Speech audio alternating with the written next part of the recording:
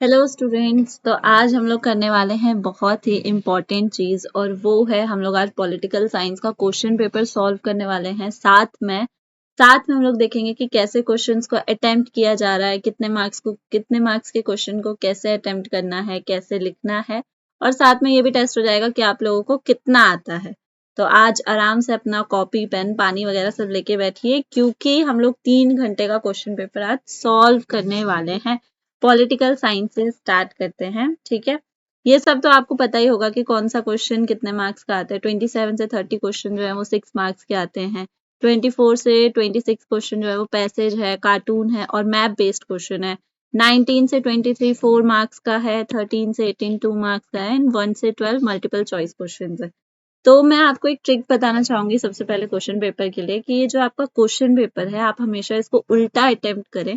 क्योंकि एग्जाम में पता है क्या होता है कि जब हम लोग जाते हैं ना एग्जाम देने तो हमारा माइंड एकदम फ्रेश होता है, तो हमारे माइंड में अच्छे अच्छे थॉट्स आते हैं किसी भी चीज को लेके, चाहे वो आंसर हो चाहे वो कुछ भी हो।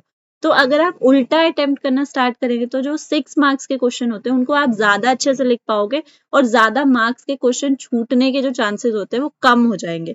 और जब हम लोग सीधा क्वेश्चन पेपर अटेम्प्ट करते हैं तो हम लोग स्टार्टिंग में बहुत अच्छा दिमाग लगाते हैं मल्टीपल चॉइस में, और लास्ट में टाइम इतना कम बचता है कि हम लोग 6 मार्क्स के क्वेश्चन को या तो छोड़ देते हैं या उनका गुड़ गोबर कर देते हैं। ठीक है, तो आपके लिए ट्रिक है, आपके लिए एडवाइस है कि आप क्वेश्चन पेपर को उल्टा अटेम्प्ट करें। बट अभी हम लोग प्रैक्टिस कर रहे हैं तो चलो साथ में सॉल्व करते हैं क्वेश्चन। सेक्शन ए से स्टार्ट करेंगे जो कि है 1 marks question multiple choice. So the first question is the movement Arab Spring that began in 2009 later later turned into a, तो एक मूवमेंट हुआ था जिसको कहा गया था अरब स्प्रिंग मूवमेंट, ठीक है। इसका नाम था 2009 में हुआ था। अभी के समय में ये जो क्वेश्चन है ये बहुत ज्यादा इम्पोर्टेंट है क्योंकि पॉलिटिकल साइंस जो है उसमें डेट से रिलेटेड बहुत सारे क्वेश्चन आते हैं। तो जो अरब स्प्रिंग था वो बाद में बदल के हो गया था पॉलिटिकल मूवमेंट। तो इसका ऑप्शन है ऑप्शन सी, इसको बाद में पॉलिटिकल मूवमेंट के नाम से जाना जाने लगा था।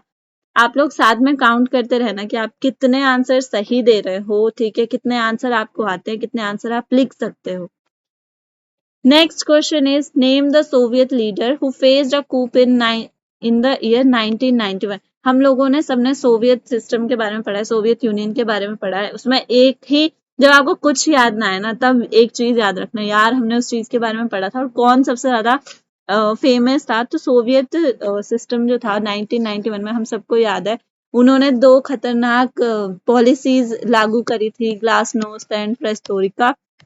वही है ये जिन्होंने सोवियत वही है ये मतलब जिन्होंने कूप को फेस किया था 1991 में, and he is Mikhail Gorbachev. Glasnost और पेरेस्ट्रोइका इंपॉर्टेंट हैं, ठीक है। Next question is select one of the most appropriate statement for ASEAN way. देखते हैं आसियान वे के लिए सबसे ज्यादा सही स्टेटमेंट कौन सा है। एक चीज और, कभी भी क्वेश्चन पेपर को सॉल्व करते टाइम जल्दीबाजी ना करें, ठीक है, आराम से सॉल्व करो। कोई कुछ लेके नहीं भाग रहा है तुम्हारा, आराम से अगर एक बार समझ नहीं आ रहा है तो एक बार और पढ़ो, ठीक है। तो जैसे कि इसमें पूछा गया है कि जो आसियान वे है उसके लिए सबसे ज्यादा एप्रोप्रिएट स्टेटमेंट कौन सा है। सारे पढ़ के देख लेते हैं। Reflects the lifestyle of ASEAN members, क्या वो आसियान मेंबर्स के लाइफस्टाइल को दर्शाता है। It is an informal and cooperative interaction among ASEAN members, इनमें इंटरेक्शंस हैं, ठीक है, ये एक दूसरे की हेल्प करते हैं। Is the defence policy followed by ASEAN members, same defence policy को क्या वो फॉलो करते हैं। Is the philosophical principal that connects all the ASEAN members, क्या उन सब की थिंकिंग या फिलोसफिकल प्रिंसिपल जो है वो सेम है।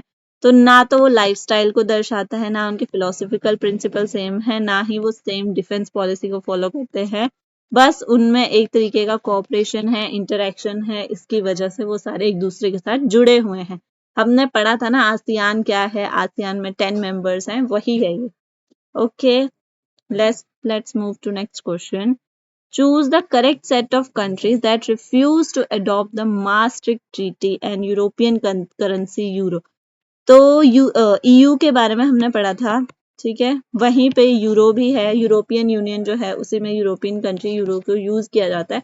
और उसी में एक ट्रीटी हो रही थी जिसको कहा गया है maastricht ट्रीटी। तो पूछा गया है कि ऐसे कौन से 2 देश हैं जिन्होंने इन चीजों के लिए मना कर दिया था, इस ट्रीटी के लिए भी मना कर दिया था और यूरो को भी अपनाने से मना कर दिया था। तो वो कौन कौन से देश हैं बताइए? Britain and France, Denmark and Sweden, USA and USSR, Canada and Sweden. कौन से हैं जल्दी गेस करें? वो हैं डेनमार्क एंड स्वीडन। ये वो देश हैं जिन्होंने यूरो को एक्सेप्ट नहीं किया था। ठीक है, हमने जब यूरो के बारे में पढ़ा था तब हमने पढ़ा था कि लिमिटेशंस ऑफ यूरो क्या क्या है। तो हमने उसमें पढ़ा था कि कुछ देश ऐसे हैं जो यूरो को एक्सेप्ट नहीं करते हैं और उनमें डेनमार्क और स्वीडन भी आते हैं। अब आ जाते हैं अगले क्वेश्चंस पर। ये क्वेश्चंस ऐसे होते हैं, बहुत सारे बच्चे इनमें कंफ्यूज हो जाते हैं कि इन क्वेश्चंस में करना क्या है, इन क्वेश्चंस में होता क्या है।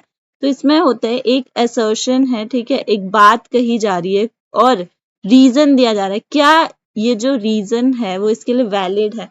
अगर आप कभी भी इनको कर रहे हो ना, तो जब फर्स्ट सेंटेंस पढ़ो तो उसके पीछे लगा लिया करो बिकॉज, क्योंकि। ठीक है, तो ये रीजन है, ये चीज हो रही है, इसकी वजह से ये चीज हो रही है। तो ये हमें चेक करना है कि क्या ये सही है या नहीं है। Traditional security accepts confidence building as a means of avoiding violence.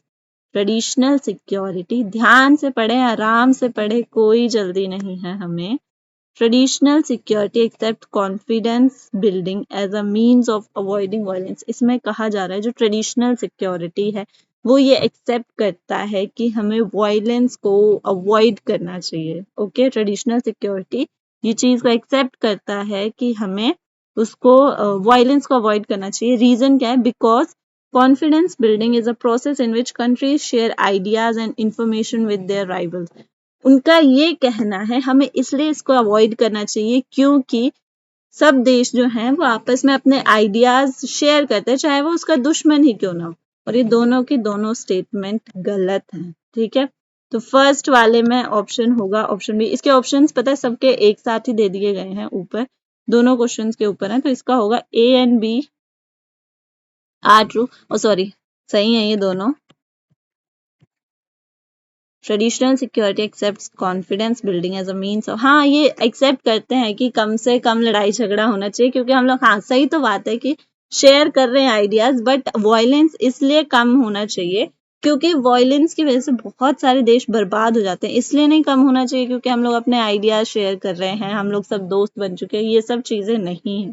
ठीक है, तो इसका ऑप्शन है B, both A and R R true and R is not the correct explanation of A. मतलब आर जो है वो उसको करेक्टली एक्सप्लेन नहीं कर पा रहा है ए को, मतलब वो सही रीजन नहीं दे रहा है, ये इसमें कहा जा रहा है।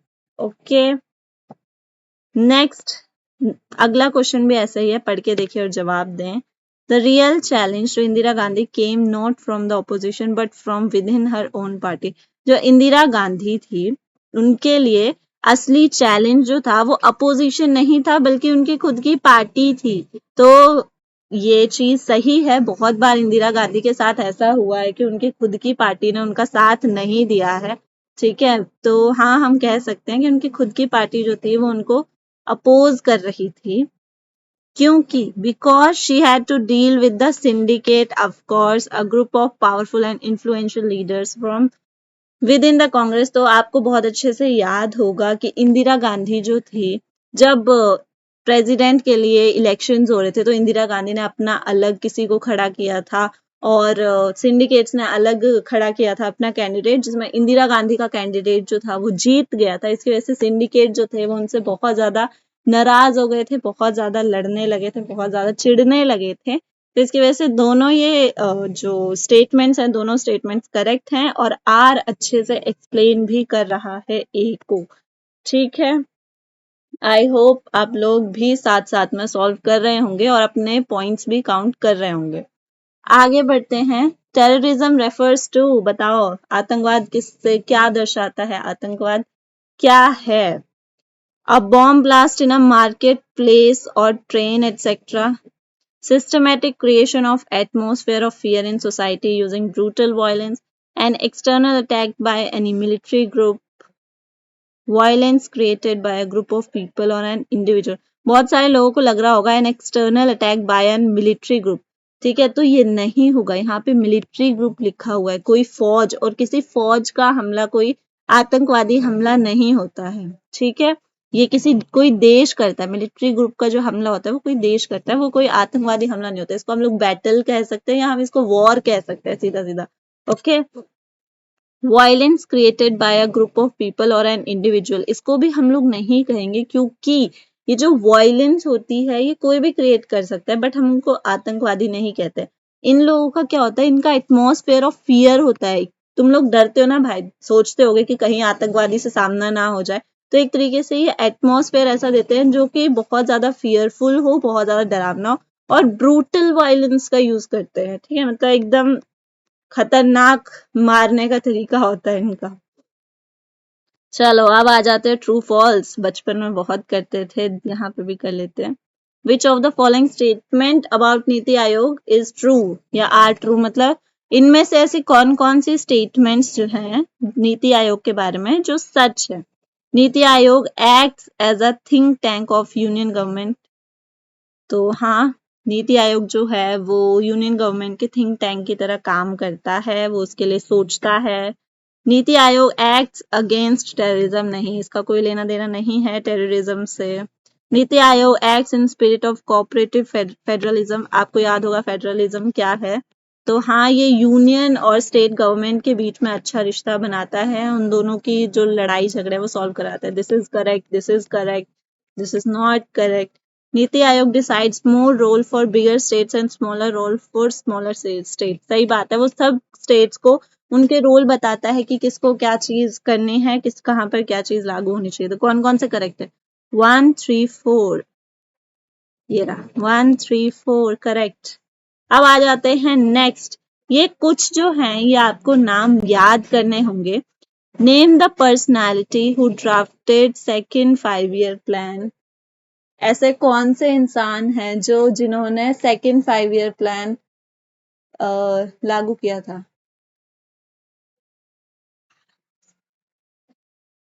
बताइए, सोचिए, वो कौन थे जिन्होंने सेकंड 5 ईयर प्लान लागू किया था, कौन से इंसान थे वो। पीसी महालनोबिस, जो भी प्रोनाउंस करते हैं यार, ठीक है। तो पीसी थे जिन्होंने सेकंड 5 ईयर प्लान पढ़ा था, ये हमने सेकंड बुक के चैप्टर में पढ़ा हुआ है, जब हम लोग 5 ईयर प्लान्स के बारे में पढ़ रहे थे कि फर्स्ट 5 ईयर प्लान किसने लागू किया था, सेकंड 5 ईयर प्लान किसने लागू किया था। पीसी महालनोबिस जो थे उन्होंने सेकंड 5 ईयर प्लान को लागू किया था। अब बात आती है arrange the following in chronological order, तो क्रोनोलॉजी होती है जो कि टाइम के साथ लिखी गई हो, जैसे सबसे मान लो कुछ टाइम पीरियड के अकॉर्डिंग हो रहा है तो उसको टाइम पीरियड के अकॉर्डिंग ही लिखा गया। जैसे मान लो कोई बच्चा है, ठीक है, अगर बच्चा जो है वो बड़ा हो रहा है और अगर उसकी ऑटोबायोग्राफी लिखी जाए या उसके बारे में कुछ भी लिखा गया, उसकी जानकारी दी गई है, तो 1 to 10 ईयर वो क्या कर रहा था, 11 to 20 ईयर क्या कर रहा था, 20 to 30 क्या कर रहा था। तो ये सारी क्रोनोलॉजी है, मतलब उसका एकदम एज के अकॉर्डिंग लिखा गया है ना, कि कैसे कैसे वो टाइम के साथ आगे बढ़ रहा था, कैसे कैसे वो चीजें कर रहा था। तो जो टाइम के अकॉर्डिंग लिखा गया हो कि एक के बाद ये हुआ, एक के बाद ये हुआ, उसको हम लोग क्रोनोलॉजिकल ऑर्डर कहते हैं। तो हमें इन्हें क्रोनोलॉजिकल ऑर्डर में लगाना है। कुछ इवेंट्स दिए गए हैं उनको हमें क्रोनोलॉजिकल ऑर्डर में लगाना है। Second general elections, V V Giri elected as the president of India. Fourth general election, ये तो जाहिर सी बात है इसके बाद ही आएगा, एक के बाद C. And Congress are CPI alliance won many seats in general election. तो देखते हैं क्या होगा। सबसे पहले तो सेकंड जनरल इलेक्शन ही होगा, उनसे पहले तो ये चीजें हुई नहीं है, और सेकंड वाले यहाँ पे 2 हैं, तो हम अब एलिमिनेट करेंगे। इसमें है, जब आपको समझ ना आए ना, ये भी आपके लिए ट्रिक है कि हाँ, आपको एक चीज पता चल गया, अब आप एलिमिनेट कर सकते हो। अब ये तो यहाँ पे खत्म हो गए, इनका तो कोई रोल नहीं है। अब इसमें क्या है, थर्ड और फोर्थ है, तो थर्ड क्या है, fourth general election and Congress are CPI alliance won many states in, ये बहुत बाद में हुआ था, ठीक है, उससे पहले ही फोर्थ जनरल इलेक्शंस हो चुके थे। तो यहाँ पे हमारा क्लियर हो गया कि इसका है ए। उसके बाद वीवी गिरी चुने गए थे, उसके बाद सीपीआई ने सीट्स जीती थी।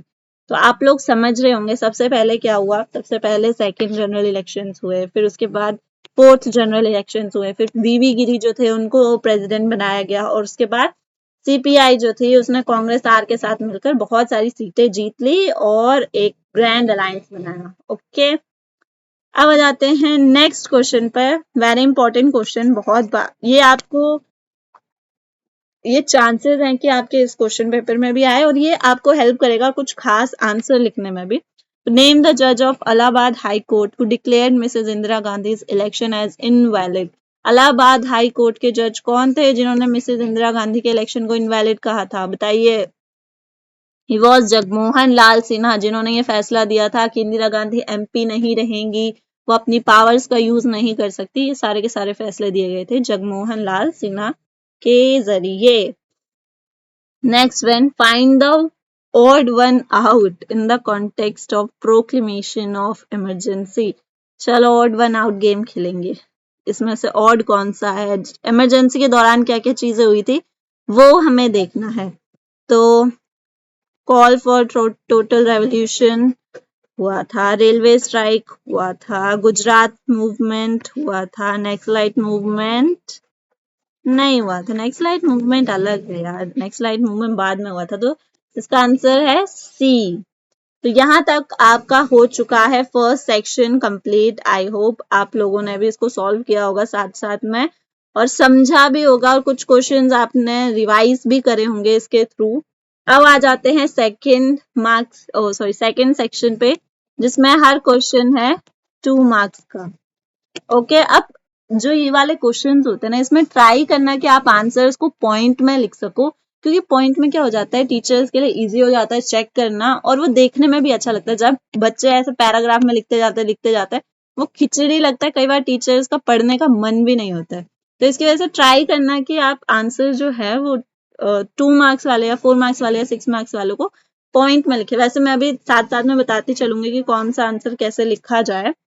तो सबसे पहले 2 मार्क्स वाले देखते हैं। Highlight any one feature of, रेड से मजा आ रहा है यार, highlight any one feature of multipolar world as visualized by both Russia and India. जब हम लोगों ने ये चैप्टर पढ़ा था जिसमें रशिया और इंडिया के रिलेशंस बताए गए थे, तब हमने ये चीज पढ़ा था कि वो दोनों मल्टीपोलर वर्ल्ड का सपना देखते हैं।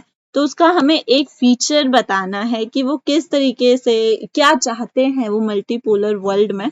तो मल्टीपोलर वर्ल्ड का मतलब ही क्या होता है, को एग्जिस्टेंस ऑफ सेवरल पावर्स। तो ये लोग चाहते हैं कि बहुत सारे देश जो हैं वो ऐसे बने कि जिनके पास बहुत ज्यादा पावर हो, बहुत सारे देशों के पास पावर हो और सब देश अपना मतलब एक अलग वे में सामने है। जबकि अमेरिका जो है वो एक यूनिपोलर वर्ल्ड का सपना देखता है। वो चाहता है कि खाली मैं चमकू पूरी दुनिया में।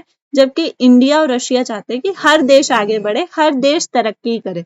ठीक है, और क्या करना चाहते हैं, ये इंटरनेशनल कॉन्फ्लिक्ट्स को सॉल्व करना चाहते हैं। ठीक है, इंटरनेशनल कॉन्फ्लिक्ट्स को सॉल्व करना चाहते हैं। ये आप पॉइंट्स अपने कॉपी में लिख सकते हैं। ठीक है, और ये इंटरनेशनल कॉन्फ्लिक्ट्स को सॉल्व करना चाहते हैं, ये सारी की सारी ये चीजें करना चाहते हैं। 2 मार्क्स का आंसर है, 2 पॉइंट्स आ रही है। पूछा वैसे एक ही था, फिर भी हमने 2 लिख दिए हैं। Name the countries included in South Asia and suggest one way to enhance peace and cooperation in this region। तो सार्क हमने पढ़ा था, अभी यहाँ पे पूछा है साउथ एशिया में कौन कौन से देश है, तो हम लोग इजीली वो सार्क वाली कंट्रीज को लिख सकते हैं। तो देखते हैं किसको कितना याद है, किसमें कितना है दम। चलिए देखते हैं।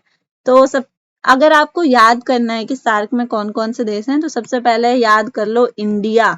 इंडिया के आसपास जितने भी देश लगते हैं वो सारे के सारे साउथ एशिया में आते हैं। तो सबसे पहले हमारा दोस्त पाकिस्तान, फिर दूसरा दोस्त बांग्लादेश। अब थोड़े दुश्मनों के नाम लिख लेते हैं। Bhutan, Maldives, Nepal and Sri Lanka, Afghanistan.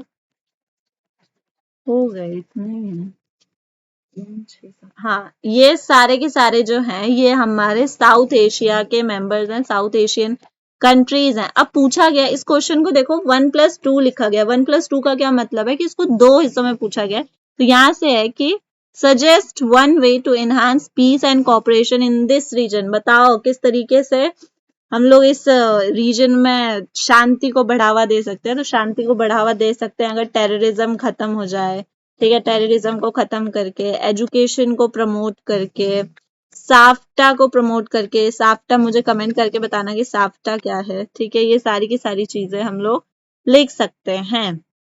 Next one is highlight any two issues that dominate the politics of North East India. अब मुझे ये बताओ कि जो नॉर्थ ईस्ट इंडिया है, आप लोग साथ साथ में आंसर लिखते चलो, क्योंकि मेरे पास स्पेस कम है, इसकी वजह से मुझे ये शायद मिटाना पड़ेगा थोड़ी देर में। साथ साथ में आंसर लिखते चलिए ताकि आप लोगों के लिए काम आए।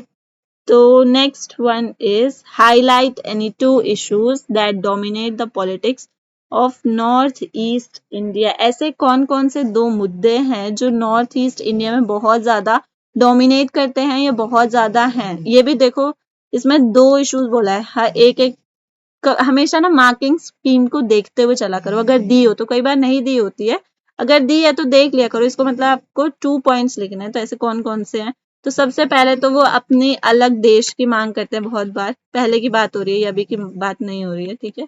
डिमांड्स फॉर ऑटोनॉमी, और किस चीज की, अपोजिशन टू आउटसाइडर्स, मतलब इनको पसंद नहीं है कि कोई बाहर का व्यक्ति इनसे मिलने आ जाए, तो इस चीज की परेशानी है, ये इस चीज को पसंद नहीं करते कि कोई भी बाहर का व्यक्ति इनसे मिलने आए, इनके जगह पे आए। तो ये दो इश्यूज हैं जो वहां पे डोमिनेट करते हैं। अब आ जाते हैं नेक्स्ट क्वेश्चन पे। While throwing some light on Mandal issue, give one reason for anti-Mandal protest in India. इसमें बोला है कि मंडल इशू पे थोड़ी सी लाइट डालें, तो अब वैसे मत कर देना कि मंडल इशू लिख के उसके ऊपर टॉर्च बना के लाइट डाल रहे हैं, वो सब नहीं चलेगा, ठीक है। तो मंडल इशू क्या था, मैं आपको वो दोबारा से याद दिला दे रही हूँ। थोड़ी सी जगह बना लेते हैं लिखने के लिए, ताकि आप लोग, आई होप आप लोगों ने ये सब चीजें लिख ली होंगी। तो मंडल कमीशन क्या था, उसके इसको भी देखो, दो पार्ट्स में पूछा गया है कि मंडल मंडल इशू क्या था और एंटी मंडल प्रोटेस्ट इंडिया में क्यों हुए थे। तो मंडल इशू और कुछ नहीं था, जो नेशनल फ्रंट गवर्नमेंट थी, नेशनल फ्रंट गवर्नमेंट ने एक फैसला लिया था, एक स्पेशल तरीके का फैसला लिया था, और वो फैसला था कि वो 27% रिजर्वेशन देगी ओबीसीज को, जो अदर बैकवर्ड क्लासेस होते हैं उनके लिए 27% रिजर्वेशन रखा गया था। किस किस चीज में, एजुकेशन सेक्टर में एंड गवर्नमेंट जॉब सेक्टर में, इन दोनों चीजों में उनको रिजर्वेशन दिया गया था। अब इसके लिए, ये आपका हो गया फर्स्ट पॉइंट, आप इसको लैंग्वेज में लिखोगे तो ये बहुत अच्छे से आ जाएगा। तो अब इसके लिए एंटी मंडल प्रोटेस्ट क्या था, एंटी मंडल प्रोटेस्ट और कुछ नहीं था, जो सपोर्टर्स थे और इस रिजर्वेशन के, और जो अपोनेंट्स थे, supporters and opponents of OBC reservation, वो लड़ रहे थे, ठीक है। उन दोनों, उनको मजा आ रहा था लड़ने में, वो लोग आपस में लड़ रहे थे कि भाई ऐसा नहीं होगा, और एक बोल रहा था नहीं ऐसा होना चाहिए।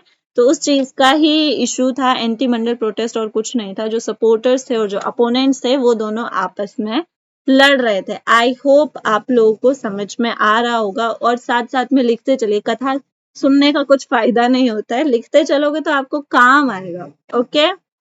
अब नेक्स्ट वन इज, और जो सैम्पल पेपर सॉल्व करने का मतलब ये नहीं है कि आप सिर्फ सुनते जा रहे हो। इससे पहली चीज तो आप ये चेक करो, ये 12th का बोर्ड का एग्जाम है, दोबारा नहीं आएगा, ठीक है। तो first thing you have to check कि आपको कितना आ रहा है, आप कितने क्वेश्चंस कर पा रहे हो, इसमें से कितने क्वेश्चंस आप पढ़ के समझ ले रहे हो, ये चीज है। और अगर आपको नहीं आ रहा है तो एक बार रिवीजन और करो, जाके पढ़ो दोबारा से, ठीक है।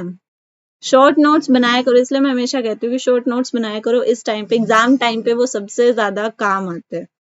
अब आ जाते हैं नेक्स्ट क्वेश्चन पे। Evaluate balance of power as a significant component of traditional security policy. तो जिन्होंने ट्रेडिशनल सिक्योरिटी के बारे में पढ़ा होगा, जिन्होंने ट्रेडिशनल सिक्योरिटी के बारे में पढ़ा होगा, उन लोगों को पता होगा कि बैलेंस ऑफ पावर क्या है। वैसे तो ये 6 मार्क्स डिजर्व करता है ये क्वेश्चन, ठीक है, बट स्टिल हम लोग अब इसको थोड़ा सा शॉर्ट में लिखने की कोशिश करते हैं।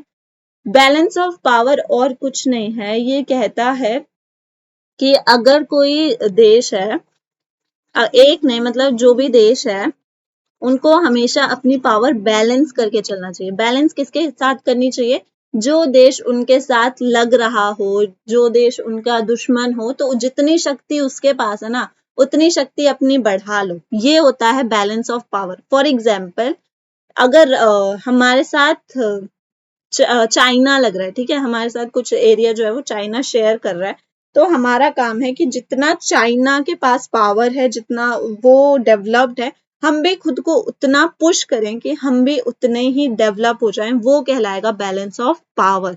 ओके, बैलेंस ऑफ पावर और कुछ भी नहीं है, सिर्फ सिंपल सा ये चीज है कि जो देश हमारे साथ लग रहा है, हम भी खुद को उतना ही ज्यादा पुश करके उतना ही स्ट्रांग और उतना ही डेवलप बना ले। अब वो हो सकता है कि किस किस फील्ड में डेवलप कर सकते हैं, किस किस चीजों में हम लोग खुद को पुश कर सकते हैं। तो मिलिट्री पावर में हम लोग खुद को डेवलप कर सकते हैं, ठीक है। और किस चीज में डेवलप कर सकते हैं, इकोनॉमिक एंड टेक्नोलॉजिकल पावर में हम लोग खुद को डेवलप कर सकते हैं। ये दो सबसे ज्यादा इंपॉर्टेंट चीजें होती हैं अगर आप किसी भी देश को पावरफुल बनाना चाहते हो, अगर आप किसी भी देश को आगे बढ़ाना चाहते हो, तो ये चीजें होनी चाहिए, ठीक है। अब आ जाते हैं नेक्स्ट क्वेश्चन पे। 2 मार्क्स का क्वेश्चन है। 2 मार्क्स के क्वेश्चन, देखो टाइम वेस्ट नहीं करना है। एक चीज मैं दोबारा बता दूं तुम लोगों को, जो कुछ कुछ बच्चे ऐसे होते हैं ना, उनको 2 मार्क्स के क्वेश्चन में 4-5 पॉइंट आते हैं, तो वो 4-5 पॉइंट लिखने में लगे रहते हैं। भाई तुमको 2 मार्क्स के नंबर, 2 मार्क्स के क्वेश्चन में ना 4 नंबर नहीं मिलने वाले, तो 2 मार्क्स के क्वेश्चन को 2 मार्क्स का ही रखो, 2 पॉइंट लिख के निकलो उस क्वेश्चन से, अगले क्वेश्चन पे कूदो। बड़े बड़े क्वेश्चन आपका इंतजार कर रहे होते हैं, तो इस चीज का ध्यान रखा करो, ठीक है, कि अपना टाइम वेस्ट नहीं करना है। अब आ जाते हैं नेक्स्ट क्वेश्चन पे। How far did the Rajiv Gandhi Longowal accord succeed in bringing normalcy in Punjab. चलो टेंशन मत लो, अगर आप कुछ वर्ड्स को नहीं समझ पा रहे हो तो वहां जो क्वेश्चन पेपर आएगा आपका बोर्ड में, उसमें इंग्लिश में भी होगा, तो आप उस चीज को भी एक बार, अगर कुछ चीज समझना है तो एक बार इंग्लिश में पढ़ लिया, सॉरी हिंदी में पढ़ लिया करो। तो इसमें पूछा गया है, जो राजीव गांधी लोंगोवाल अकॉर्ड था, हमने पढ़ा था ना, राजीव गांधी और लोंगोवाल के बीच में एक ट्रीटी हुआ था, उसको लोंगोवाल अकॉर्ड कहा जाता था। तो वो कितना ज्यादा सक्सेसफुल हुआ था पंजाब में शांति लाने के लिए, नॉर्मल माहौल लाने के लिए। बताइए कितना ज्यादा सक्सेसफुल हुआ था। कुछ सक्सेसफुल नहीं हुआ था, उन्होंने कोशिश करी थी बट शांति इतनी आसानी से नहीं आती है, तो it was not successful, it was not successful. और क्या हुआ था उस समय पे, तो जो वायलेंस था वो काफी समय तक चलता रहा था। Violence continued, violence continued for a decade. और क्या क्या चीज हुआ था, प्रेसिडेंट्स रूल लगा दिया गया था वहां पे स्टेट में, ठीक है। खाली पंजाब, इतनी बुरी हालत थी कि वहां पे प्रेसिडेंट्स रूल लगाना पड़ा था। और क्या चीजें हुई थी, 1992 में जो इलेक्शंस हुए थे उसमें सिर्फ 24% वोटर्स ही वोट देने आ पाए थे। ये सारी की सारी चीजें फेस करनी पड़ी थी, ये सारी की सारी चीजें हुई थी, मतलब शांति तो वो नहीं ला पाए थे बट ये सारी चीजें उनको करनी पड़ी थी, वो सक्सेसफुल नहीं थे शांति लाने में, ठीक है। जो वायलेंस था वो डिकेड तक चला, 10 सालों तक चला था, और प्रेसिडेंट्स रूल लागू हो गया था वहां पे। 1992 में सिर्फ 24% लोग जो थे वही वोट देने आ पाए थे। अब आ जाते हैं नेक्स्ट क्वेश्चन पे, वो है, अब जो नेक्स्ट सेक्शन है वो है 4 मार्क्स का। ये 4 मार्क्स के क्वेश्चन है। यहाँ पर भी देखो आपको मार्किंग स्कीम में दिया होगा, तो आपको इन सब चीजों को देख के लिखना है कि क्या चीज कितने मार्क्स में पूछा गया है। इन सब चीजों पर ध्यान रखा करो, ठीक है। यही चीजें होती है जो आपके एक आंसर को बिल्ड करती है, आपके आंसर को एक फॉर्म देती है। तो बड़ा क्वेश्चन देख के डरना नहीं है, okay. Some of the most significant responses to the challenge of environmental degradation have come from environmental movements. इसमें कहा जा रहा है कि बहुत सारे जो हमारे इन्वायरमेंट में चीजें हो रही है ना, उसके लिए बहुत सारे मूवमेंट किए जा रहे हैं, इन्वायरमेंटल मूवमेंट किए जा रहे हैं, ठीक है। जैसे कि एक्सट्रैक्शन ऑफ अर्थ है या मेगा डैम्स है, इन सब चीजों के लिए रेफर कर सकते हैं हम लोग, ठीक है। तो मैं आपको इसका आंसर लिख के बताती हूँ। ये आपके लिए एक प्रॉपर आंसर होगा, आप इसको अपनी कॉपी में नोट कर सकते हैं। तो क्वेश्चन में हमको ये बताया गया है कि हम इसको 2 पार्ट्स में डिवाइड कर सकते हैं। आप दोबारा देख लो, हम इस क्वेश्चन को 2 पार्ट्स में डिवाइड कर सकते हैं। एक है एक्सट्रैक्शन ऑफ अर्थ, जिसके लिए इन्वायरमेंटल मूवमेंट्स हो रहे हैं, और एक है मेगा डैम्स। मेगा डैम्स होते हैं जो बहुत बड़े बड़े प्रोजेक्ट्स हैं डैम के लिए, उनके लिए बनाए जा रहे हैं, ठीक है। So the first one is extraction extraction of earth, इसका मतलब है कि अर्थ को किस तरीके से बर्बाद किया जा रहा है, किन किन चीजों से खतरा है। तो फर्स्ट क्या क्या चीजें हैं, मिनरल इंडस्ट्रीज हैं, ठीक है, उनसे हम लोग अर्थ को खुद ही बर्बाद कर रहे हैं। केमिकल्स का यूज कर रहे हैं। आप केमिकल्स का यूज हम लोग खाली फैक्ट्रियों में नहीं कर रहे हैं, आप किसानों के पास जाके देखो, वहां पर खेतों में भी बहुत सारे केमिकल्स का यूज हो रहा है। पॉल्यूशन, वाटरवेज हैं, ठीक है, वाटरवेज हैं और लैंड में जा रहे हैं हमारे पॉल्यूशन, जिसकी वजह से पानी तो बर्बाद हो ही रहा है, साथ साथ में लैंड भी बर्बाद हो रहा है, ठीक है। डिस्प्लेसमेंट ऑफ कम्युनिटी, अब एक जगह को इतना जहरीला बना देते हैं ना कुछ लोग, मतलब कुछ कंपनीज जो है वो एक जगह जगह को इतना जहरीला बना दे रहे हैं कि वहां से लोगों को डिस्प्लेस होना पड़ रहा है, उस जगह को छोड़ के जाना पड़ रहा है। तो ये सारे के सारे रीजंस हैं एक्सट्रैक्शन ऑफ अर्थ। पेपर में ऐसे लिख के नहीं आना है, ठीक है, मैं आपको बता रही हूँ आंसर, पेपर में इसको लिख के आना है लैंग्वेज में अच्छे से, समझे। अब आ जाते हैं B, mega dams, sorry mega dams. Mega dams क्या है, ये बड़े बड़े प्रोजेक्ट्स होते हैं, डैम जो बनाए जाते हैं नदियों पे। इसमें नदियों का पानी जो होता है वो कई बार घुमाया जाता है एक जगह से दूसरी जगह। कई जब डैम बनाए जाते हैं उसकी वजह से बहुत सारे लोगों को डिस्प्लेस होना पड़ता है, अपनी जगह को छोड़ के जाना पड़ता है, ठीक है। और इसके लिए काफी ज्यादा मूवमेंट्स चलते रहते हैं, हर मतलब सिर्फ ये इंडिया का नहीं है, बहुत सारी जगह पे ये मूवमेंट्स चलते रहते हैं। इंडिया में ये देखने को मिला है नर्मदा बचाओ आंदोलन, ठीक है, नर्मदा पर भी एक बहुत बड़ा डैम बनाया जाना था, उस चीज के लिए ये आंदोलन किया गया था। तो ये है आपका आंसर। अब आ जाते हैं नेक्स्ट क्वेश्चन पर। Next question is explain the areas of cooperation and disagreement, मतलब इंडिया एंड बांग्लादेश में कितना कोऑपरेशन है, कौन कौन सी हमारी बातें मिलती हैं और कहाँ कहाँ पे हमारा लड़ाई झगड़ा है, ये क्वेश्चन है। तो बांग्लादेश में सबसे पहली जो चीज है वो है हमारी पॉलिसी, एक मिनट, ये मैं आपको यहीं पे लिख के बता सकती हूँ, बहुत छोटा, लेकिन आपको एग्जाम में ऐसे नहीं लिख के आना है, जैसे मैं एक वन वन लाइन में लिख के बता रही हूँ आंसर, आपको ऐसा नहीं लिखना है, प्रॉपर आंसर लिख के आना है। ओके, तो सबसे पहले हम लोग देख ले, अगर आपको क्वेश्चन में ऐसे देखा जा रहा है ना, दिया जा रहा है क्वेश्चन, तो सबसे पहले हेडिंग डाल लो कॉपरेशन। ओके, फिर कॉपरेशन अगर 2 मार्क्स का है तो 2-3 पॉइंट बनाओ जितने आप बना सकते हो, ठीक है। अगर 2 मार्क्स का है तो कम से कम 2 तो बनाने ही है आपको। ओके, तो कोऑपरेशन कौन कौन सा है, इंडिया की एक पॉलिसी है वो है look east policy. Look east policy का मतलब है जिसमें इंडिया जो है जितने भी ईस्ट में कंट्रीज हैं उनसे अच्छी दोस्ती कर रहा है, उनकी हेल्प कर रहा है, उनके साथ ट्रेड कर रहा है, तो उसका पार्ट है बांग्लादेश। इसकी वजह से हमारी बांग्लादेश के साथ अच्छी है, अच्छे रिलेशंस हैं इसकी वजह से। और क्या चीज है, दोनों ही देश मिलकर डिजास्टर मैनेजमेंट को कंट्रोल कर रहे हैं, ठीक है। दोनों ही देशों में कुछ कुछ आपदाएं आती रहती हैं तो मिलके उनको सुलझाएंगे, ठीक है। या और भी चीजें जैसे इन्वायरमेंट इश्यूज हैं उनको सॉल्व किया जा रहा है। और क्या है, इकोनॉमिक रिलेशंस को सुधारा जा रहा है, ट्रेड करके व्यापार करते हैं साथ में, व्यापारी हैं दोनों दोनों। अब डिसएग्रीमेंट भी देख लेते हैं, कहाँ कहाँ पे बात नहीं बन रही है, कहाँ कहाँ पे लड़ाई झगड़ा है, किस चीजों से एक दूसरे से चिड़े हुए हैं। तो सबसे पहला जो है वो रिवर वाटर डिस्प्यूट है, पानी के लिए लड़ रहे हैं, जल ही जीवन है तो उसके लिए लड़ रहे हैं, जीवन के लिए, जो है गंगा एंड ब्रह्मपुत्र। ओके, गंगा और ब्रह्मपुत्र जो नदियां हैं उनके पानी को शेयर करने के लिए ये लड़ रहे हैं। इलीगल माइग्रेशन, आप लोगों को पता ही है कि बांग्लादेश से कितने सारे लोग इंडिया में आते हैं जो कि इलीगली आते हैं, पता नहीं क्यों आते हैं लेकिन आते हैं, तो उस चीज के लिए इंडिया खुश नहीं है। बांग्लादेश सपोर्ट करता है कुछ ऐसी चीजों को जो इंडिया के खिलाफ है, जिन्हें कहा गया है Islamic anti Indian Islamic fundamentalist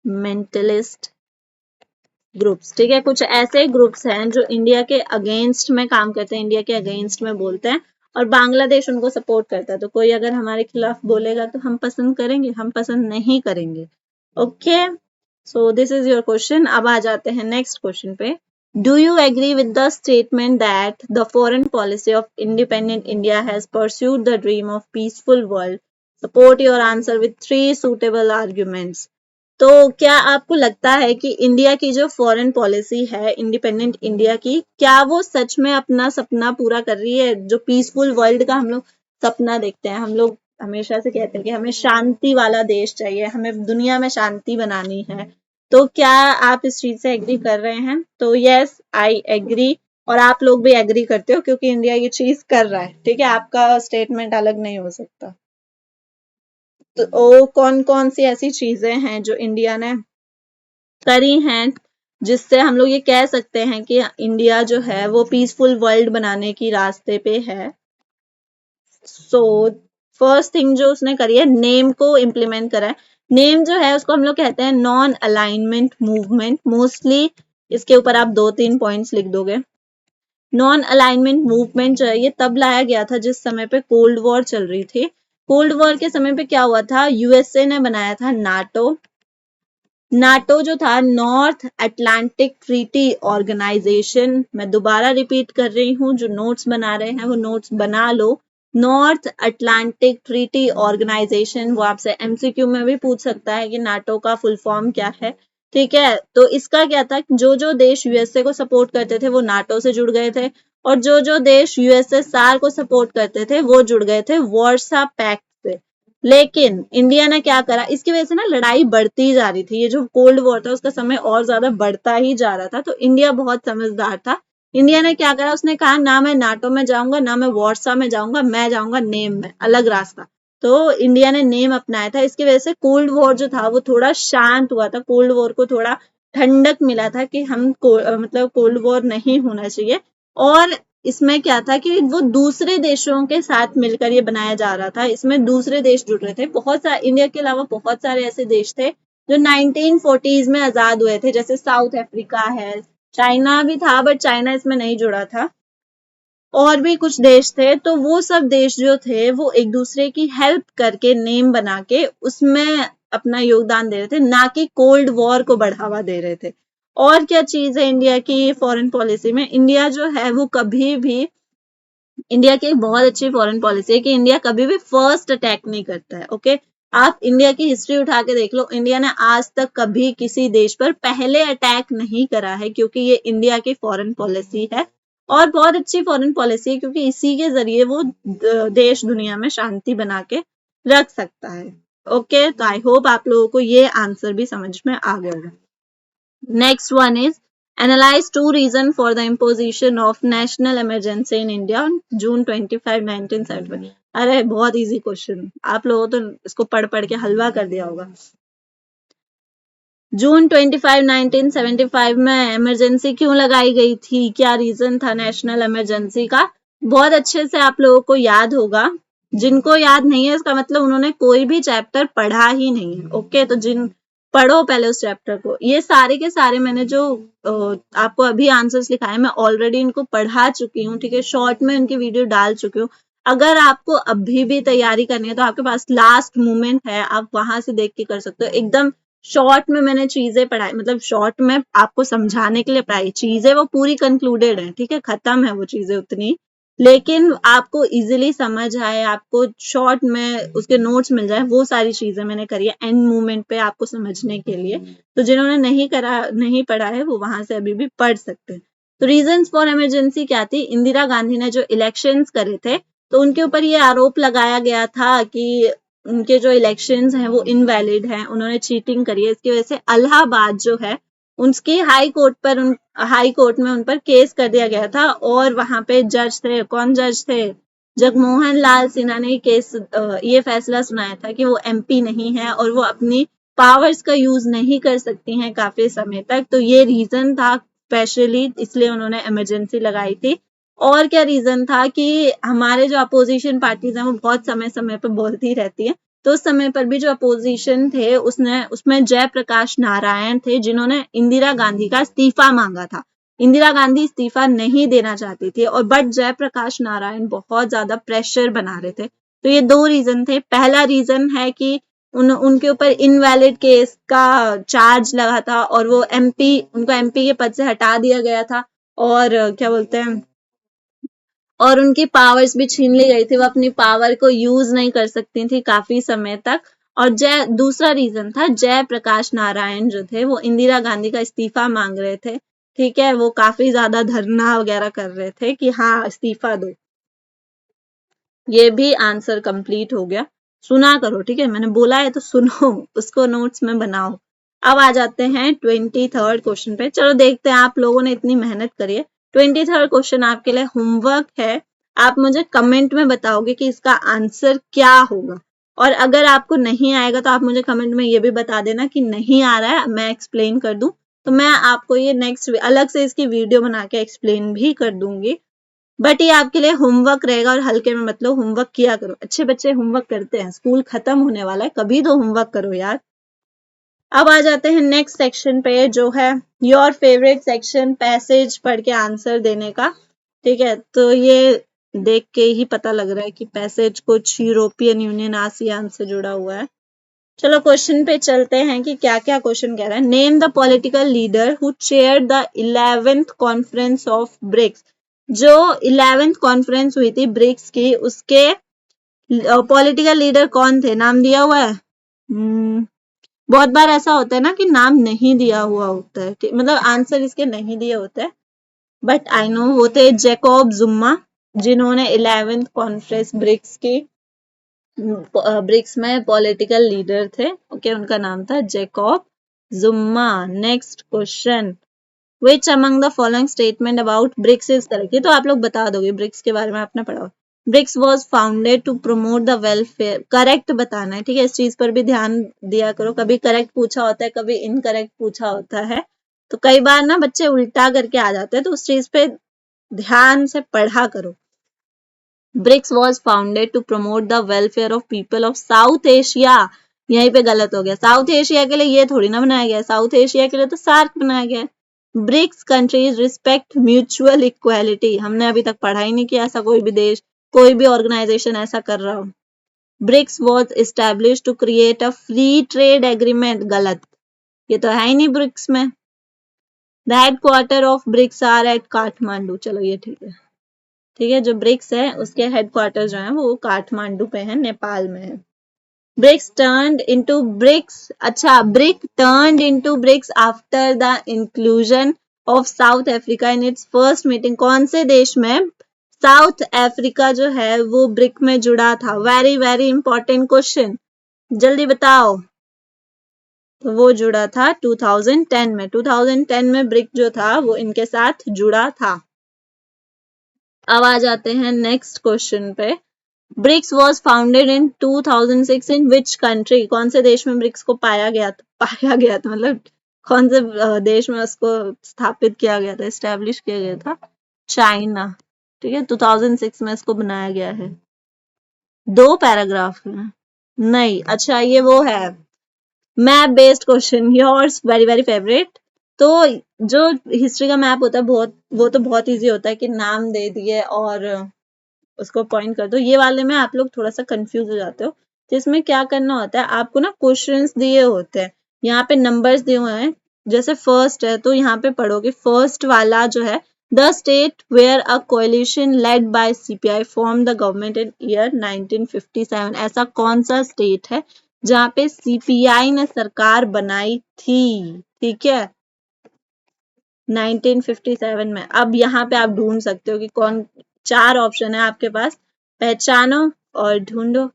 बहुत इजी है, वो स्टेट था केरला, इकलौता तो स्टेट था जहां पे उसने अपनी सरकार बनाई थी। तो यहाँ पे अब वो वाला अल्फाबेट कंसर्न, मतलब ये वाला आएगा सी एंड, क्या स्टेट था? केरला। नेक्स्ट पढ़ते हैं सेकंड वाला, सेकंड वाले में क्या है? The state related to leader Shyama Prasad Mukherjee. Shyama Prasad Mukherjee, Mukherjee कहाँ पे सरनेम होता है? बहुत आसान, हलवा, बी, ठीक है, होता है वेस्ट बंगाल। कुछ कुछ चीजें ना आप लोग थोड़ा सा स्मार्ट वर्क करो ना, तो उसमें भी पता चल जाती है।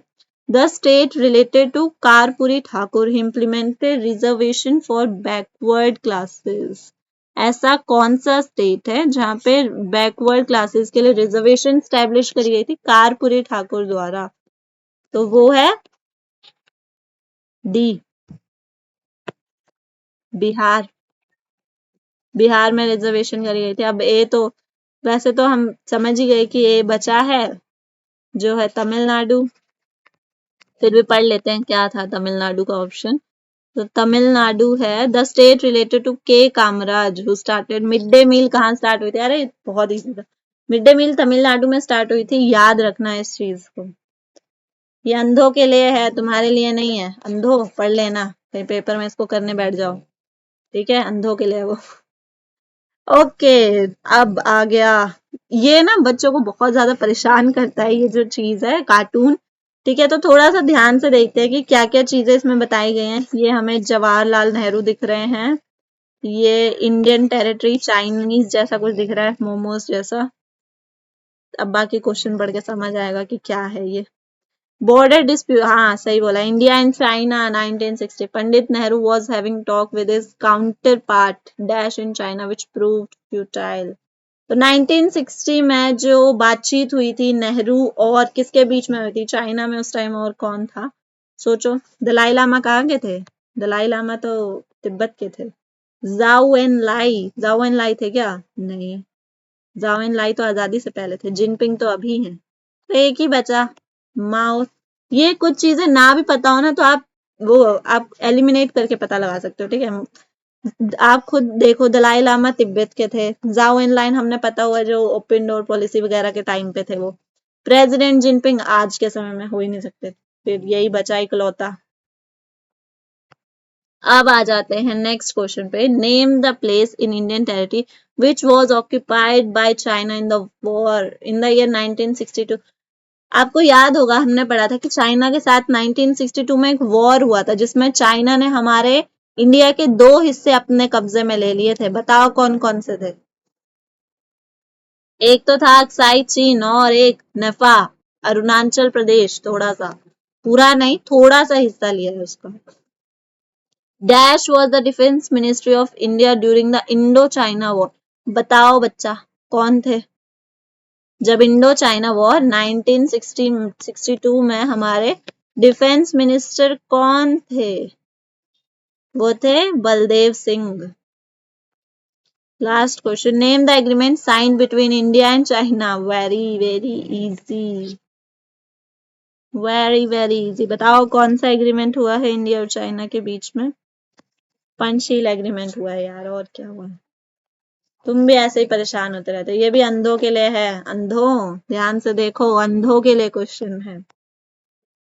अब आ जाते हैं very important, very scoring 6 marks पे।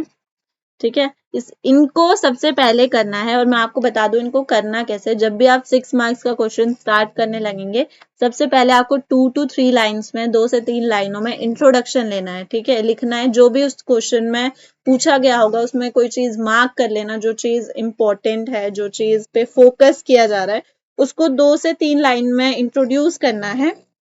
उसके बाद ये तो पक्का ही पक्का आपको ये आंसर पॉइंट्स में ही लिखना है।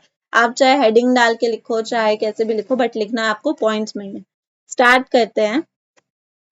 Give an analysis of cultural political consequences of globalization. तो देखो यहाँ पे इंपॉर्टेंट जो चीज है वो ग्लोबलाइजेशन है। तो सबसे पहले आप ग्लोबलाइजेशन को इंट्रोड्यूस कर देना कि ग्लोबलाइजेशन क्या होता है। Globalization is a flow of money, idea, person, ये सारी चीजें हैं। ठीक है, तो क्या पूछा है कि कल्चरल और पॉलिटिकल कॉन्सिक्वेंस क्या है।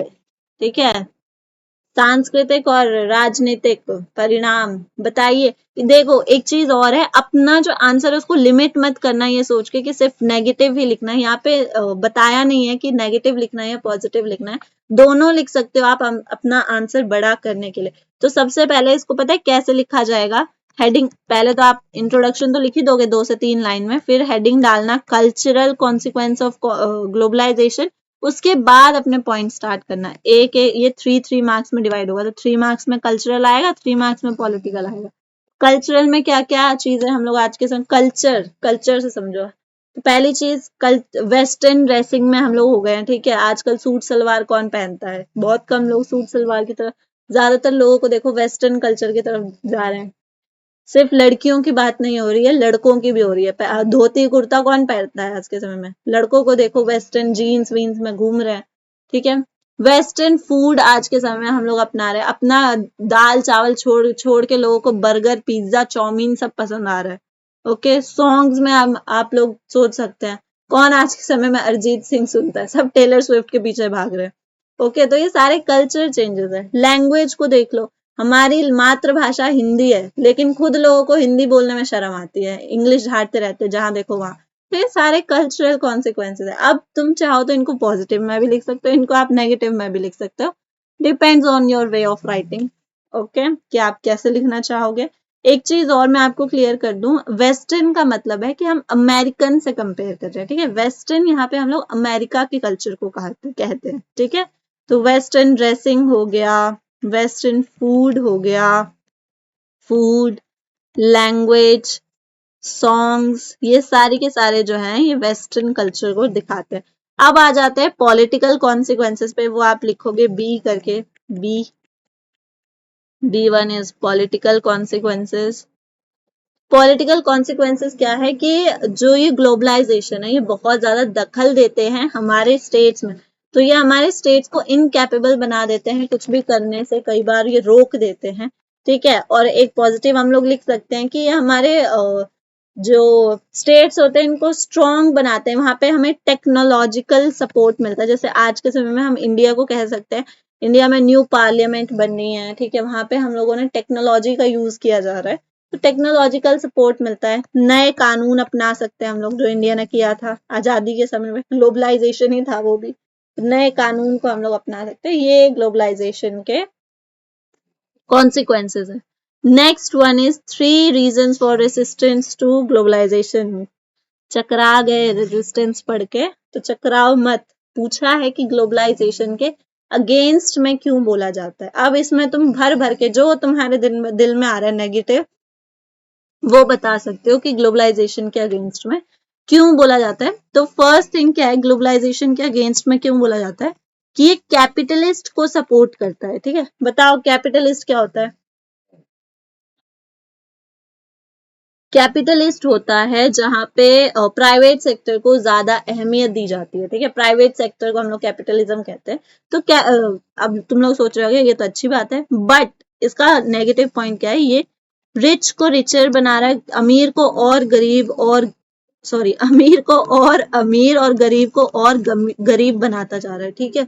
क्योंकि कैपिटलिस्ट में क्या होता है, ग्लोबलाइजेशन में क्या होता है, एक तरीके का ट्रेड ही है, ठीक है। तो हर बंदा तो ट्रेड करने नहीं पहुंच सकता ना, क्या हर इंसान अमेरिका के साथ ट्रेड करने पहुंच सकता है, पैसा लगता है, हर इंसान के पास उतना पैसा नहीं है, ठीक है। सिर्फ अमीर व्यक्ति ही इन चीजों का फायदा उठा पाता है, तो इसी की वजह से जो अमीर है वो और अमीर होता जा रहा है, बेचारा जो गरीब है वो और ज्यादा गरीब होता जा रहा है, ठीक है। और ये हमारे स्टेट में इतना ज्यादा दखल अंदाजी देते हैं, हमारे कानूनों में भी कई बार इतना ज्यादा, इसमें हम लोग यूएनओ की बात कर सकते हैं या किसी ऑर्गेनाइजेशन की बात कर सकते हैं, ये हमारे स्टेट में इतना ज्यादा दखल देते हैं कि इसकी वजह से कई बार जो स्टेट होता है वो इतना ज्यादा कमजोर होता है, हो जाता है कि वो आम लोगों को प्रोटेक्ट ही नहीं कर पाता है, ठीक है, आम लोगों के राइट्स को प्रोटेक्ट नहीं कर पाता है, अनेबल टू प्रोटेक्ट पीपल, आम लोग, मैंगो पीपल ऐसे मत लिख के आना, ठीक है, नॉट मैंगो पीपल। तो जो आम लोग हैं उनको प्रोटेक्ट नहीं कर पा रहा है। और क्या चीज है, नया कल्चर, भाई अपना कल्चर भूलते जा रहे हैं, इससे बड़ा नेगेटिव पॉइंट क्या होगा। ओके, अनफेयर ट्रेड प्रैक्टिसेस, हर व्यक्ति व्यापार नहीं कर सकता है, सिर्फ वही कर सकता है जिसके पास पैसा है, ठीक है, पैसा पैसे को कमाता है, सुना है ना। ओके, और ये एक और फॉर्म है इम्पेरियलिज्म का, अनदर फॉर्म ऑफ इम्पेरियलिज्म। इसका मतलब एक तरीके से हमारे ऊपर दोबारा कोई और ही राज करने लग रहा है, हम दूसरों को इतना पावर दे रहे हैं, चाहे हम यूएनओ को दें या चाहे हम लोग किसी और ऑर्गेनाइजेशन को दें या फिर हम किसी और थॉट को दें, वो हम पे इतना ज्यादा पावर रख ले रहा है कि हम एक तरीके से उसके गुलाम ही हो जा रहे हैं। जैसे आज के समय में हम लोग वेस्टर्न कल्चर को इतना ज्यादा अहमियत देते हैं, क्यों देते हैं, हमारा अपने कल्चर में क्या बुराई है, ठीक है। तो ये चीज जो है एक तरीके से इम्पेरियलिज्म है। ओके, और ये किसी भी देश के कोर वैल्यूज को अफेक्ट करता है और किसी भी देश को मतलब अंदर से बर्बाद करता है ये। ओके, ऐसे लिखना है आंसर। 6 पॉइंट हो गए, 6 मार्क्स का क्वेश्चन है, 6 पॉइंट होने चाहिए तुम्हारे आंसर में कैसे भी, समझ गए। अब आ जाते हैं नेक्स्ट क्वेश्चन पे। Analyse the composition of United, नहीं ये वाला नहीं था ना, ये वाले पे अभी हम In this changing world, a strengthened and revitalized UN is desirable. Okay, मजबूत चाहिए हमें UNO, highlighting the necessary reforms for an empowered nation. अब पूछ रहे हैं कि जो यूएनओ है उसको स्ट्रॉन्ग करने के लिए क्या क्या कदम उठाए जाने चाहिए या क्या क्या चीजें हम लोग कर सकते हैं उसको स्ट्रॉन्ग करने के लिए। बताओ क्या क्या किया जा सकता है, लिखो कमेंट्स में। थक गए? कोई नहीं, सुनो फिर। तो यूएनओ को स्ट्रॉन्ग करने के लिए क्या क्या चीजें की जा सकती है। सबसे पहले तो उसका स्ट्रक्चर बदलना चाहिए, क्योंकि 1945 में उसको बनाया गया था, कितना टाइम हो गया उसको बने हुए। ओके, तो उसके बाद काफी सारी चेंजेस आ गए। तुम खुद देखो ना अपने आसपास के कितने सारे बदलाव आ गए, बहुत सारे चेंजेस आ गए। तो उसका वर्किंग में भी बदलाव आना चाहिए, वो क्यों पुराने जमाने में अटका पड़ा हुआ। ठीक है, तो उसके स्ट्रक्चर में भी हमें चेंजेस करने चाहिए। दूसरी चीज क्या है, उसका जो सिक्योरिटी काउंसिल है वो आज के समय में भी वैसे का वैसा ही अड़ा हुआ है। आज के जैसे पहले उसमें सिर्फ 5 परमानेंट मेंबर्स थे और 10 नॉन परमानेंट मेंबर्स थे, आज भी उसमें उतने ही मेंबर्स हैं। तो ये एक प्रॉब्लम है। अब ये प्रॉब्लम है तो उसको सॉल्यूशन भी तो करना चाहिए कि इंक्रीज करो परमानेंट मेंबर और नॉन परमानेंट मेंबर्स जो हैं उनको बढ़ाया जाना चाहिए। ठीक है, permanent and non permanent member की जो संख्या है उनको बढ़ाया जाना चाहिए, उनमें वृद्धि होनी चाहिए। समझे? और क्या चाहिए इसमें, जो यूएनओ का बजट है, ठीक है, यूएनओ जिस तरीके से अपने बजट पे निर्भर रहता है, तो उन चीजों में थोड़ा सा चेंज करना चाहिए, क्योंकि सबसे ज्यादा जो पैसा यूएनओ में इन्वेस्ट करता है वो है यूएसए, और वो फिर हमें देखने को भी मिलता है कि यूएसए कैसे उस पर अपना हक जमाता है। तो वो चीज भी चेंज होनी चाहिए ताकि बाकी देशों को भी ऐसा लगे कि हाँ यूएनओ सिर्फ अमेरिका का नहीं है, बाकी देशों का भी है, जिस चीज के लिए उसको बनाया गया था वो उस चीज को सही से कर रहा है। तो उस चीज में भी चेंजेस होने चाहिए। यूएनओ का जो बजटरी सिस्टम है उसमें चेंजेस आने चाहिए। और क्या चेंजेस आने चाहिए, कुछ देश जो है वो चाहते हैं कि यूएनओ जो है वो पीस एंड सिक्योरिटी में रियल काम करे। आप हिस्ट्री उठा के देख सकते हो कि जब से यूएनओ बना है तब से काफी सारे वॉर्स हुए हैं और यूएनओ कुछ नहीं कर पाया है। ठीक है, अभी भी आप देख सकते हो इजराइल का चल रहा है, यूक्रेन का चल रहा है, और यूएनओ उसमें कुछ नहीं कर पा रहा है। तो वो चाहते हैं कि जो यूएनओ है वो अपने काम को ज्यादा सीरियसली ले, और कुछ देश जो हैं वो चाहते हैं कि वो ह्यूमैनिटेरियन रोल निभाए, मतलब जो गलत है उसके साथ गलत करे, चाहे वो उसको मार के करे चाहे कैसे भी करे, लेकिन गलत के साथ गलत और सही के साथ सही करे, ये वो चाहते हैं। कुछ लोग ऐसा चाहते हैं कि यूएनओ में ये बदलाव आना चाहिए। 6 पॉइंट्स दोबारा कंप्लीट, और इसका इंट्रोडक्शन होगा यूएनओ। यूएनओ किसे कहते हैं, कब बना था, क्यों बना था, ये आप 2 से 3 लाइन में लिख दोगे। कंक्लूजन लिख दोगे तो और अच्छा, सोने पे सुहागा। कंक्लूजन और कुछ नहीं होता है, वो आपका खुद का ओपिनियन होता है। ठीक है, आप इसमें कुछ भी ओपिनियन डाल सकते हो, ज्यादा बड़ा नहीं होना चाहिए। ठीक है, 2 से 3 लाइन का, और जेन्युइन ओपिनियन होना चाहिए, कुछ भी नहीं लिख सकते हो। नेक्स्ट आ जाते हैं नेक्स्ट क्वेश्चन पर। Analyze the composition of United Nations Security Council. What, according to your opinion, is major difference in the privileges given to its permanent and non-permanent member? अभी अभी जो हमने डिस्कस करा उसी से जुड़ा हुआ क्वेश्चन है कि जो यूएनओ का सिक्योरिटी काउंसिल है उसमें क्या क्या चीजें हैं। तो यूएनओ के सिक्योरिटी काउंसिल में 15 सदस्य हैं, जिसमें से 5 जो है वो परमानेंट हैं और 10 जो है वो नॉन परमानेंट है। 5 जो परमानेंट वाले हैं वो हैं UK, USA, Russia, France and Britain. ये 5 जो है, ये 5 तब से चिपके पड़े हैं, इनके अलावा और कोई आया नहीं है।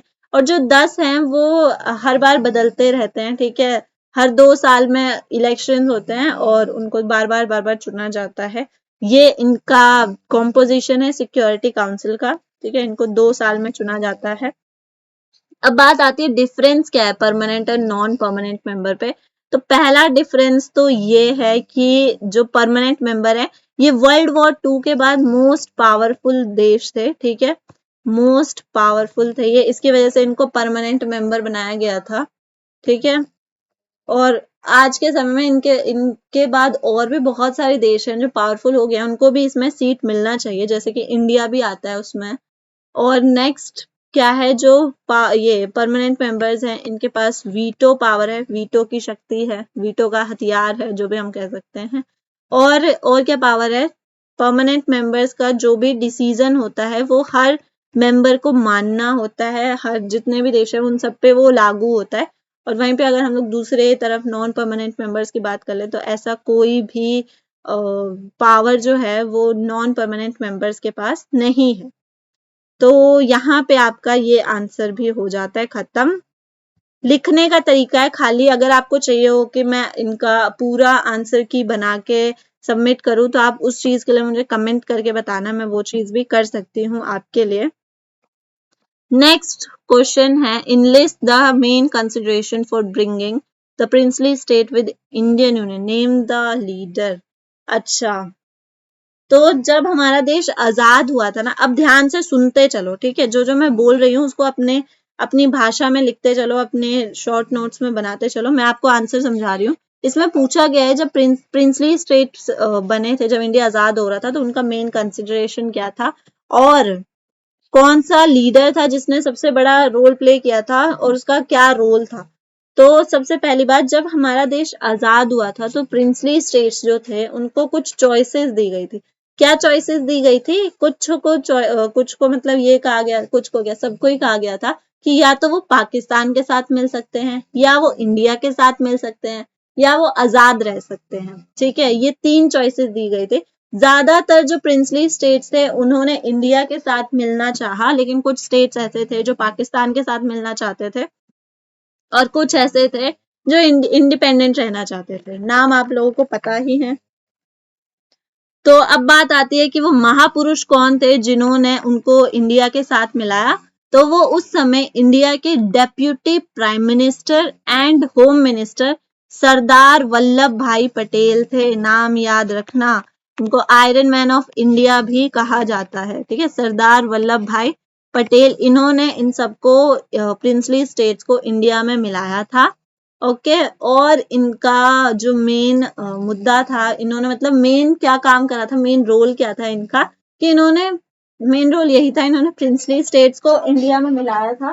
ठीक है, इन्होंने प्रिंसली स्टेट्स को इंडिया में मिलाया था और क्या इन्होंने नेगोशिएट किया था पीसफुली, किसी के साथ लड़ाई झगड़ा नहीं किया था, सबसे शांति के साथ नेगोशिएट किया था, जबरदस्ती भी नहीं की गई थी किसी के साथ। ये सारी की सारी चीजें थी।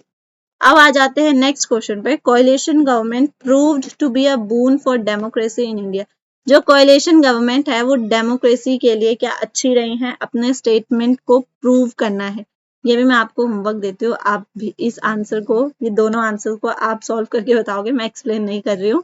ओके, देखते हैं आप लोग कितना अच्छे से आंसर को समझ पाते हैं, कितना अच्छे से उसको एक्सप्लेन कर पाते हैं। This is your homework. I hope आप लोगों को कुछ चीजें समझ में आई होंगी। ठीक है, और जो चीजें आपको समझ में नहीं आई हैं वो आप कमेंट करके बता सकते हैं। अगर आपको किसी और सब्जेक्ट का भी क्वेश्चन पेपर सॉल्व ऐसे चाहिए तो आप वो भी मुझे बताएं। एंड ऐसे मैं आपको सजेस्ट करूंगी कि एक बार पेपर देने से पहले सॉल्व पेपर देखना अच्छा होता है, क्योंकि आपको इससे आइडिया मिलता है कि क्वेश्चन किस तरीके के आने वाले हैं और किस तरीके से आपको उनको सॉल्व करना है, कैसे अटेम्प्ट करना है, आंसर राइटिंग का क्या प्रोसीजर होना चाहिए। ये सारी की सारी चीजें आपको समझ में आती है। कमेंट करके प्लीज बताना कि आपको कैसा लगा, मैंने बहुत मेहनत करी है इसके लिए। आई होप आप लोगों को वो मेहनत दिखे एंड मिलेंगे नेक्स्ट क्लास में। आज के लिए बस इतना ही, थैंक यू।